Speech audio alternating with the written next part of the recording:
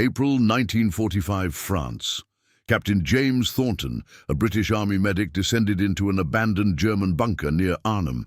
The torch beam caught a crude wooden sign, SPEE. Below it, slumped against cold concrete, sat a skeletal German radio operator clutching outdated codebooks, 3 days without food.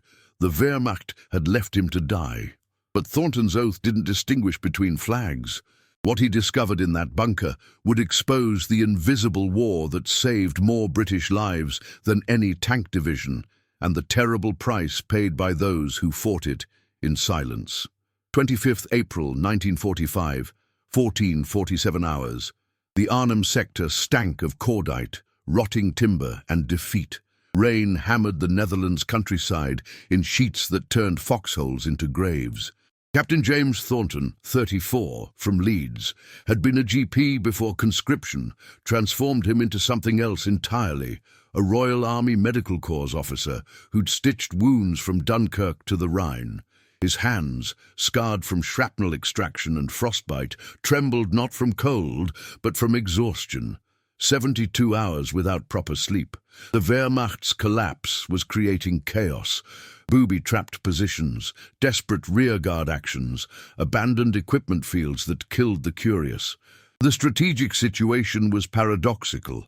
Allied forces were winning. Berlin would fall within weeks. Yet casualty rates remained brutally high. German forces, cornered and fanatical, fought with suicidal intensity. Every farmhouse concealed snipers. Every roadside bunker promised grenades or ambush. The problem wasn't military superiority. Allied armor and air power were overwhelming. The problem was the human cost of rooting out an enemy who preferred death to surrender. British commanders had grown cold, calculating acceptable losses, but frontline medics like Thornton counted each failure personally.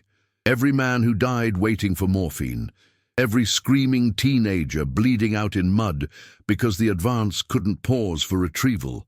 The dilemma crystallized in numbers that haunted medical officers across the European theater. April 1945 casualty reports: 847 British soldiers killed in the final push, 2,234 wounded, requiring immediate evacuation. 412 died before reaching field hospitals, deaths classified as preventable if treatment had arrived 10 minutes earlier. Medical doctrine demanded triage. Save those you can. Comfort those you cannot. Ignore enemy wounded unless tactically advantageous. Thornton had followed this doctrine through Normandy, through the Ardennes, through the frozen hell of winter advances. He'd walked past dying German boys crying for their mothers because British boys needed him more. The arithmetic of war was merciless. One medic, finite supplies, infinite suffering. But something had shifted in Thornton during the final months. Perhaps it was the 18-year-old from Manchester who died holding Thornton's hand, whispering about his younger sister's birthday. Perhaps it was the accumulation of preventable deaths, creating moral weight that doctrine couldn't balance. Perhaps it was simply exhaustion, eroding the emotional barriers that let men function in slaughter. Whatever the catalyst, Thornton had begun questioning the arithmetic, not openly, that invited court-martial, but privately, in the 3 a.m. darkness between artillery barrages when conscience refused silence. The bunker discovery was accidental. Thornton's unit, 22nd Field Ambulance, attached to 11th Armored Division, was conducting sweep operations through abandoned German positions near Arnhem. Standard procedure: clear bunkers, mark booby traps, catalogue enemy equipment for intelligence. Thornton had volunteered for the detail because movement kept exhaustion at bay, better than waiting. The bunker entrance was partially collapsed, concealed behind fallen timber and deliberate camouflage. The crude wooden sign, hand-painted in German, Speien, spy. Thornton descended cautiously, service revolver drawn, torch sweeping concrete walls, slick with moisture. The Wehrmacht had abandoned this position 72 hours prior during their chaotic retreat. What remained was the archaeology of desperation: scattered ammunition, empty ration tins, blood-stained bandages indicating hasty evacuation. The radio equipment was immediately apparent: a torn Few D2 field transceiver, still powered, headset hanging like a noose, and slumped beneath it, unconscious or dead, was the operator. The German was perhaps 23, skeletal beneath a uniform 3 sizes too large, face grey as bunker concrete. No visible wounds, but the signs of starvation were unmistakable. Sunken eyes, skin stretched taut over skull, fingers like bird bones. Thornton's medical assessment was automatic: severe dehydration, malnutrition approaching organ failure, possibly 3 days without food or water. The abandoned codebooks scattered beside him told the story: outdated encryption keys from March, useless for current operations. The Wehrmacht had left him deliberately. The spy sign wasn't accusation. It was sentence. German military doctrine treated suspected collaborators with absolute brutality. This boy had been condemned to die alone in darkness. Thornton faced the decision that would define everything that followed. Military protocol was explicit. Enemy wounded were low priority unless intelligence value justified resources. This German wasn't wounded by combat. He'd been executed by his own command through abandonment. By doctrine, Thornton should document the finding, confiscate the radio equipment, and continue the sweep. By arithmetic, every minute spent here meant British casualties elsewhere might lack treatment. By regulation, treating enemy personnel without authorization risked disciplinary action. But Thornton's oath, recited in Edinburgh's medical school 15 years prior, contained no clause for nationality. The Hippocratic tradition that predated empires and flags held a single principle: alleviate suffering. This German boy, spy or not, guilty or innocent, was suffering, and Thornton had morphine, saline solution, and hands trained to save lives rather than categorize them by uniform color. He knelt beside the unconscious German and began treatment, not because regulation permitted it, not because tactical advantage justified it, but because the arithmetic of war had finally become unbearable, and in this dark bunker where nobody was watching, Thornton chose the equation that let him remain human. The decision took 30 seconds. Its consequences would reshape how the British Army understood the invisible war of medical ethics, intelligence operations, and the terrible mathematics of deciding who deserves to live. The German's pulse was thready, barely 60 beats per minute. Thornton established intravenous access, started saline rehydration, administered a glucose solution. The boy didn't wake.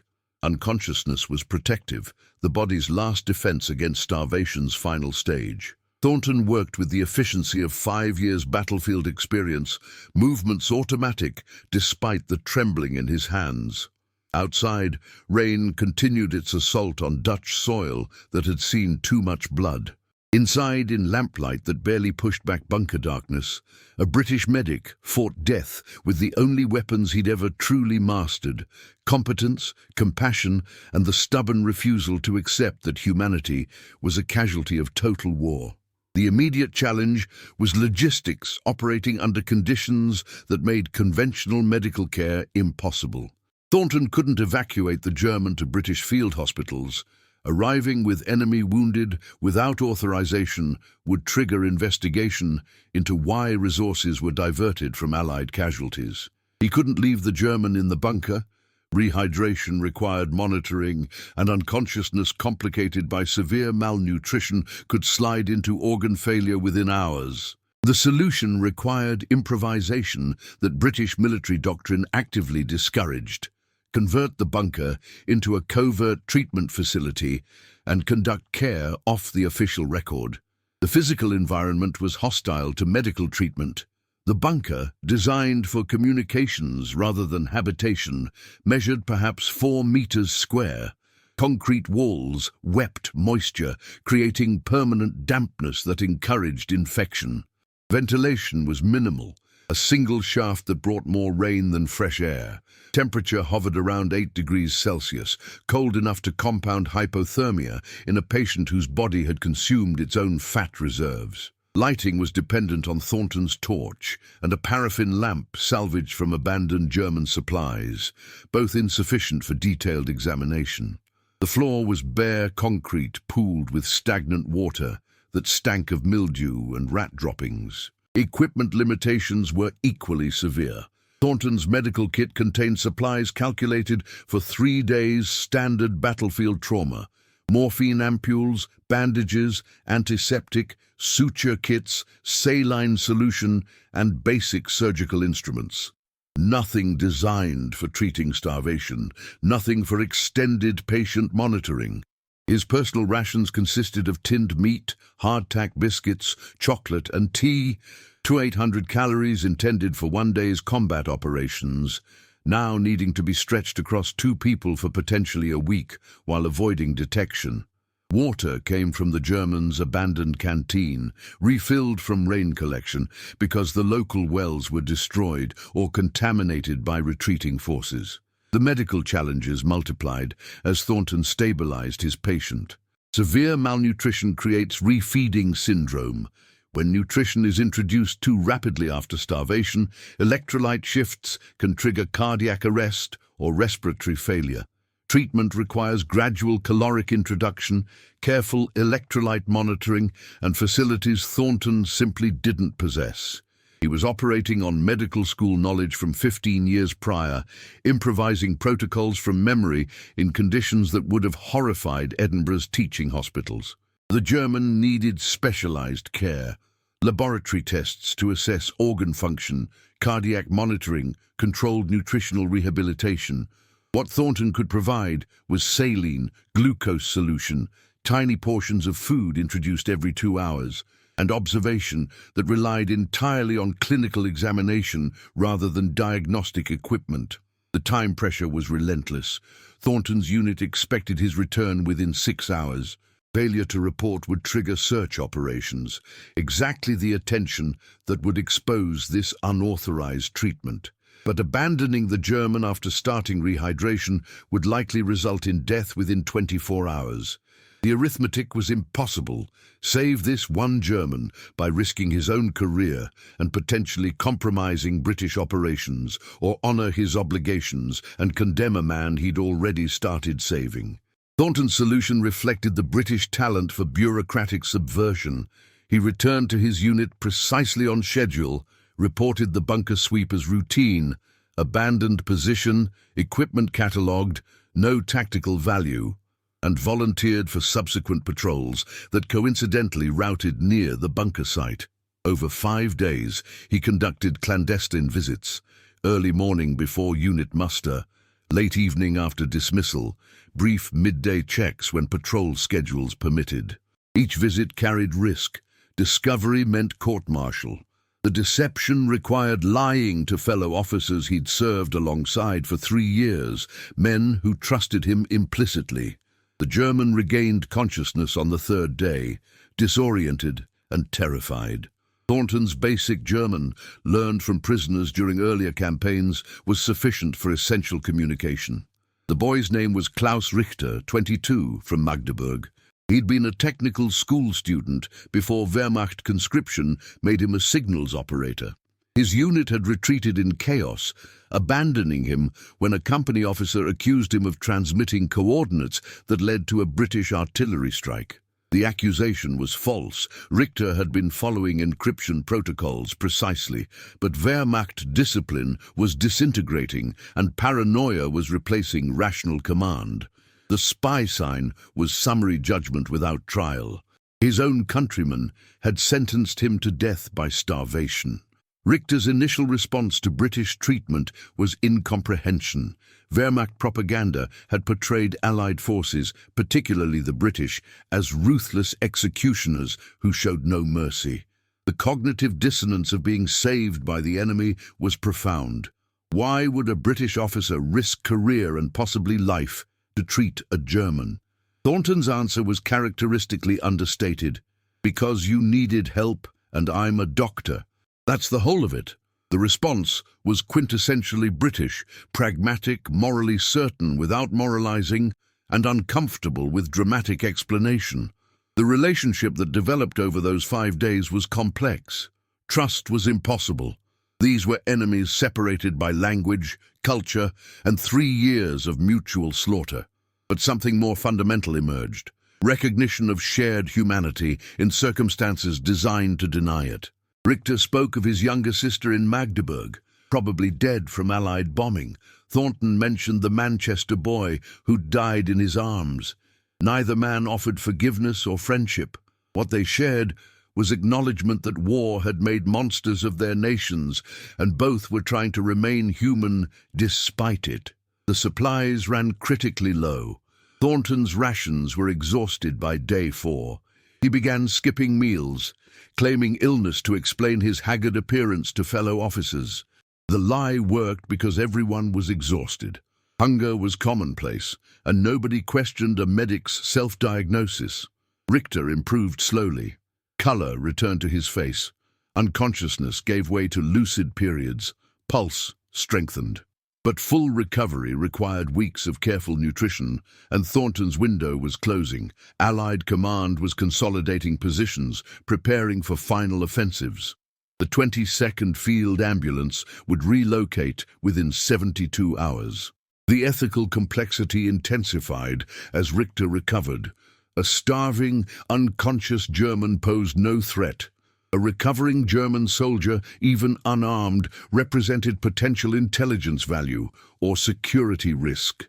Thornton had to decide: turn Richter over to British intelligence for interrogation, release him to uncertain fate as a displaced person, or attempt something more audacious. Each option carried consequences. Intelligence exploitation contradicted the ethical principle that motivated treatment initially. Release into war-torn Netherlands offered minimal survival chances. The third option, helping Richter reach safety, meant actively aiding an enemy combatant, crossing from unauthorized treatment into potential treason. Thornton chose the third path because the logic of his initial decision demanded it. Having refused to let Richter die, he couldn't condemn him to slow death through abandonment. On the 6th day, with Allied forces preparing to move, Thornton provided Richter with civilian clothing scavenged from abandoned Dutch farmhouses, a forged Red Cross transit document identifying him as a displaced Polish worker, and directions to a Catholic monastery 40 kilometers west that was sheltering refugees. It was the best chance he could offer. Their final conversation was brief. Richter attempted thanks in broken English. Thornton cut him off with characteristic British awkwardness. "Just live, Klaus. Make it mean something." They shook hands once, the only physical contact beyond medical treatment, and parted. Thornton never learned whether Richter survived the journey, found safety, or died in the chaotic final weeks of European war. The uncertainty haunted him, but the decision never did. He'd chosen humanity over arithmetic, conscience over regulation, and the cost was acceptable because the alternative was becoming the kind of man who could walk past suffering without flinching. The consequences of Thornton's decision manifested in ways military intelligence couldn't predict because the action contradicted fundamental assumptions about warfare's emotional economy. British command presumed enemies would exploit compassion as weakness, that treating enemy wounded was sentimentality that endangered Allied soldiers. This doctrine failed to account for the psychological impact when an enemy soldier survives because his adversary chose mercy over arithmetic. Klaus Richter reached the monastery. He survived the war's final weeks sheltered by Dutch clergy who asked no questions about the obviously German accent hidden beneath broken Polish. When peace came in May 1945, Richter faced the chaos of displaced persons. No documentation, no home to return to. Magdeburg was Soviet-occupied, his family's fate unknown. The forged Red Cross papers Thornton provided became lifeline, credible enough to secure refugee status rather than POW detention. Richter eventually reached Britain through displaced persons programs, settling in Manchester, unconscious irony, the home city of the boy whose death had partly motivated Thornton's decision to save him. The direct aftermath remained invisible to British intelligence because nobody was monitoring for it. Richter didn't become informant or grateful collaborator.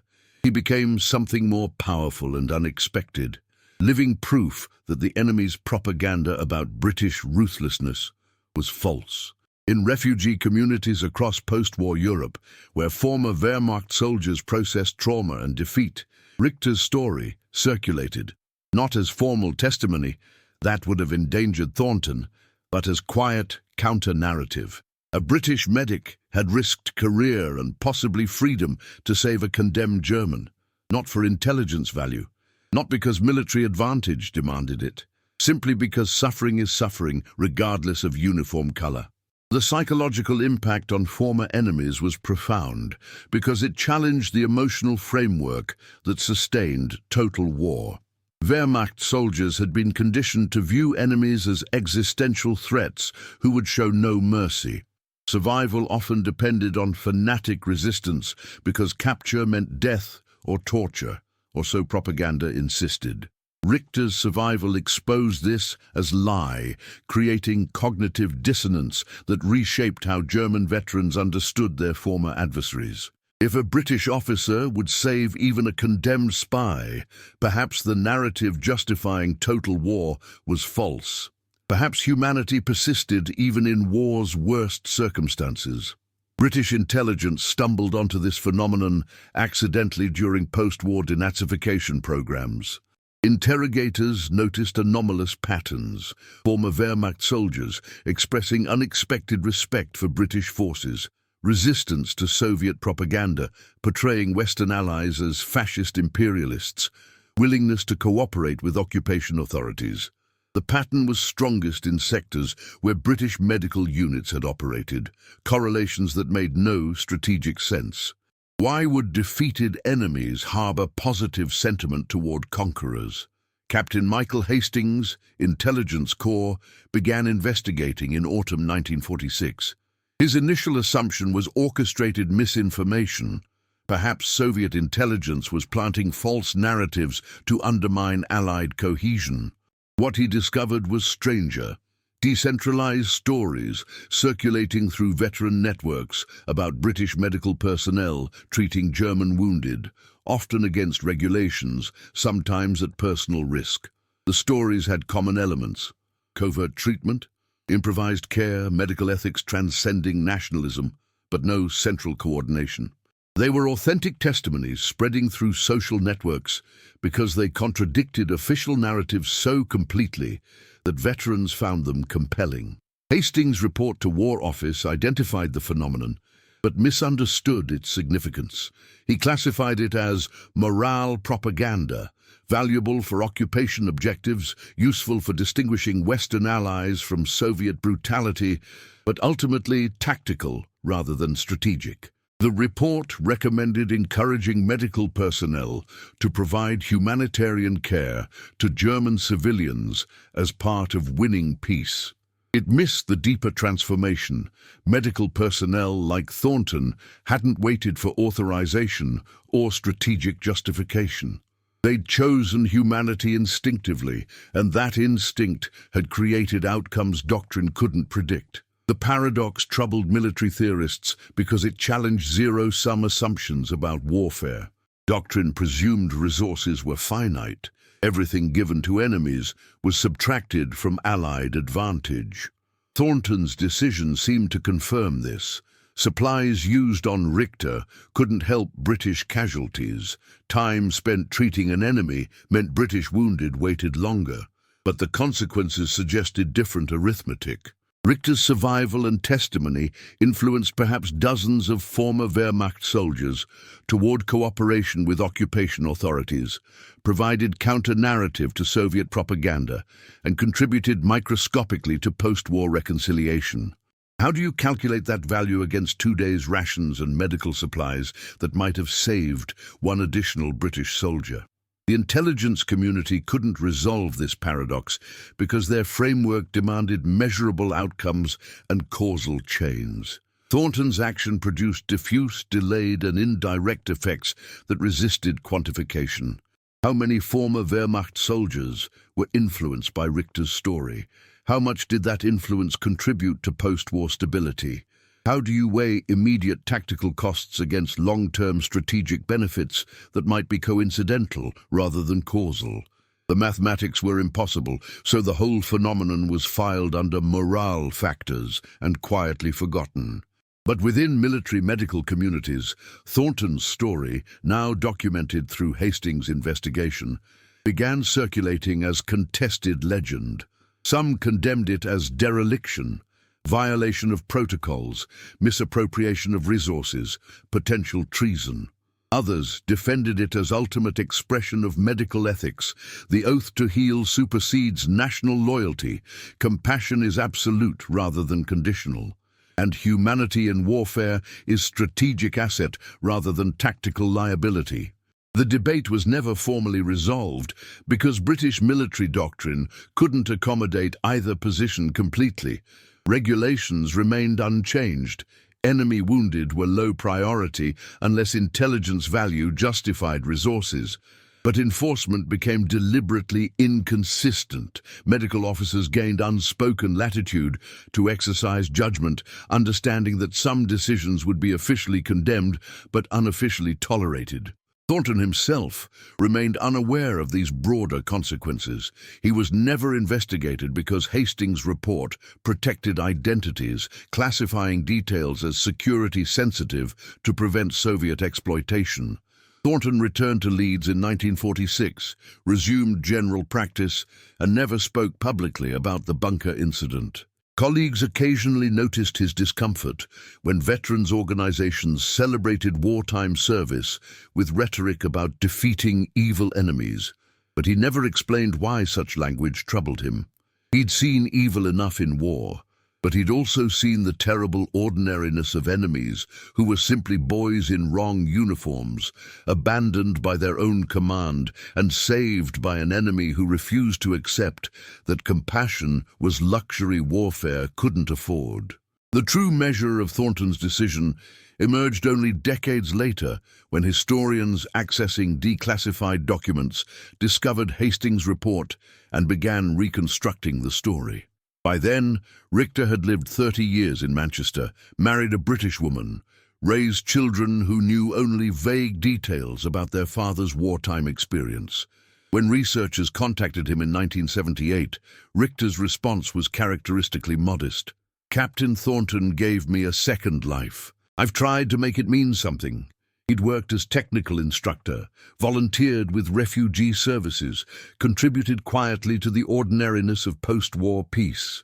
No dramatic heroics, simply the accumulated meaning of 30 years lived because someone chose compassion over arithmetic. The war's end brought neither closure nor clarity to the ethics Thornton had confronted in that Arnhem bunker. Victory celebrations swept Britain. Church bells, silent since 1940, finally rang. Bonfires illuminated jubilant streets. King George VI addressed crowds from Buckingham Palace balcony. The machinery of total war began dismantling. Factories ceased munitions production. Conscripts demobilized. Ration systems gradually loosened. But for medical personnel who'd spent years navigating impossible arithmetic of battlefield triage, peace offered no absolution.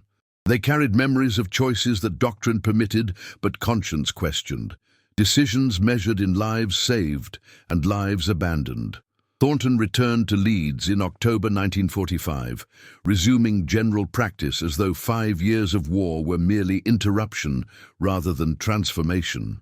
His clinic served the same terraced streets where he'd trained before conscription, treating miners' lung disease, industrial accidents, childhood illnesses, and the ordinary ailments that defined peacetime medicine. Surface continuity masked profound change. Thornton now assessed every patient through framework forged in battlefield conditions. Triage instincts triggered by crowded waiting rooms, automatic calculation of resource allocation, persistent anxiety that choosing to treat this patient meant abandoning another. The psychological residue of war's arithmetic couldn't be demobilized like regiments. The medical community's post-war reckoning with battlefield ethics was complicated by silence. Official histories celebrated heroic surgery under fire, field hospitals saving thousands, medical innovations born from necessity. They omitted the darker arithmetic. Patients refused treatment because prognosis was poor, morphine withheld from dying men to preserve supplies for salvageable casualties. Enemy wounded passed by because British boys needed care first. These decisions were doctrinally correct and strategically necessary, but they haunted medical personnel who'd executed them. How do you process having made correct decisions that felt morally devastating? Thornton's bunker decision existed outside this framework because it violated doctrine deliberately. He'd chosen enemy over ally, compassion over regulation, individual humanity over collective strategic advantage. No official recognition was possible because acknowledgement would legitimate actions military discipline condemned. Yet informal networks of medical veterans quietly discussed such incidents, never with identifying details, always hypothetically, but recognizing shared experience. They'd all faced moments where doctrine demanded one choice and conscience demanded another. Most had followed doctrine. A few, like Thornton, had chosen differently. The long-term consequences of Thornton's decision remained invisible until 1978, when historians researching post-war reconstruction discovered Hastings' 1946 intelligence report in newly declassified archives. The document revealed something military theorists had missed entirely: medical personnel's unauthorized humanitarian actions toward enemy casualties had generated measurable effects on post-war occupation outcomes. Former Wehrmacht soldiers who'd received or witnessed compassionate treatment from British medical personnel showed statistically significant higher rates of cooperation with Allied authorities, lower susceptibility to Soviet propaganda, and faster integration into democratic civil society. The correlation was never publicized because the implications were uncomfortable. If humanitarianism produced strategic advantages, was compassion simply another weapon? Did recognizing tactical benefits corrupt ethical motivations? Military ethicists debated these questions in classified seminars, never resolving them. The practical outcome was revised doctrine for future conflicts. Medical personnel gained explicit authorization to provide emergency humanitarian care to enemy combatants when tactical situation permitted, justified as strategic engagement rather than ethical imperative. The change preserved institutional amorality while accommodating instincts toward mercy that doctrine couldn't eliminate. Richter's trajectory illustrated the diffuse but real impact of Thornton's choice. He spent 33 years in Manchester, retiring in 1978 after career teaching electronics at Technical College. His contribution to post-war society was utterly ordinary: competent instruction, mentoring struggling students, occasional volunteer work with refugee organizations, no dramatic heroism, no public recognition, simply the accumulation of modest usefulness that defined most lives. But that ordinariness was itself the validation. Thornton had preserved not a hero or saint, but a normal man capable of ordinary decency, exactly the foundation that post-war reconciliation required. When researchers located Richter in 1978, requesting interviews about his wartime experiences, his initial response was characteristic reluctance. Germans of his generation had learned that discussing the war invited judgment, either condemnation for having served the Wehrmacht or demands to account for atrocities they hadn't committed. Richter's eventual cooperation emerged from single motivation: ensuring Thornton's action received recognition that official histories denied. "Captain Thornton saved my life," Richter explained in interviews, his English fluent after 3 decades, but still carrying Magdeburg accent. "Not because I deserved it, not because it helped Britain win, simply because I needed help, and he was a doctor. That's the whole of it." The phrase, identical to what Thornton had said in the bunker 33 years prior, was deliberate echo, Richter understood that Thornton's action derived from identity rather than calculation. Being a doctor meant healing, full stop, no exceptions for nationality or tactical disadvantage. This absolute commitment to professional ethics, transcending political loyalty, was simultaneously inspiring and troubling. It implied moral framework independent of national interest, suggesting loyalties that superseded state authority. In different circumstances, such independence might be classified as treason. In post-war retrospective, it was reframed as highest form of moral courage. The broader legacy of Thornton's generation of medical personnel emerged in revised training for subsequent conflicts. By the 1960s, British military medical education explicitly incorporated ethical frameworks, recognizing tension between tactical doctrine and humanitarian obligations. Medical officers were taught that battlefield triage was morally complex rather than algorithmically simple, that preserving humanity under dehumanizing conditions was a legitimate strategic objective, and that conscience occasionally required prioritizing ethical principle over tactical advantage. These doctrinal shifts never acknowledged historical origin, but they encoded lessons learned from personnel like Thornton, who'd chosen compassion when doctrine demanded otherwise. Thornton himself remained characteristically reticent about his wartime service. When researchers approached him in 1979 requesting interviews about the bunker incident, his response was polite refusal. "I did what any decent doctor would do. Nothing heroic, nothing worth discussing." The modesty was partly British cultural norm. Heroes don't describe themselves as heroic, but partly genuine belief. Thornton never understood his choice as exceptional because to him it wasn't choice at all. Medical ethics demanded treating the sick regardless of nationality. Following that principle seemed obvious rather than courageous. The fact that doctrine and regulations contradicted ethical obligation simply meant doctrine was wrong. This moral clarity distinguished Thornton from military ethicists who spent decades debating humanitarian interventions' strategic implications. Thornton hadn't weighed tactical costs against ethical benefits or calculated long-term consequences. He'd encountered suffering human being and treated him because that's what doctors do. The simplicity was radical because it rejected war's fundamental premise, that national interests supersede individual humanity, that collective survival justifies individual sacrifice, that enemies' lives matter less than allies. Thornton's action declared those principles false, not through argument but through deed. The final recognition came in 1994, 5 years after Thornton's death. The Royal Army Medical Corps established the Thornton Award for Medical Ethics, presented annually to medical personnel demonstrating extraordinary moral courage in upholding humanitarian principles under combat conditions. The award's citation referenced commitment to healing that transcends tactical considerations and exemplifies medicine's highest traditions.